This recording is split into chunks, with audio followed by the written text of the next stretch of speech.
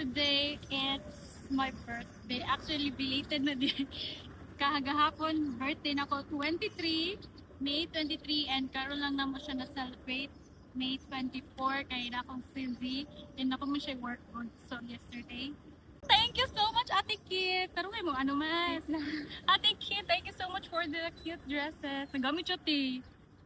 Ang aesthetic. Pang birthday. Alam mo sa mo pictorial, Mga unsap na mga aong sa me, actually napaday nahabilin nga kuan, pero after na hindi ko migas pag yun mi diring dapitan. So mga aong sa saan? Chocolate. Ate Kit, ni. Ate Kit, thank you so much sa kanyang cute bag. Pinabakit bag, te. Bagay kayo siya, te. Napag pizza. Yeah. Ay, simple na kayo kayang handa. Pizza, and then, ano tawag niya? Asa akong dyan po. Charot.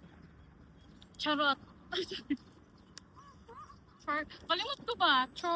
Charot na lang. Uy. And then, mini cake.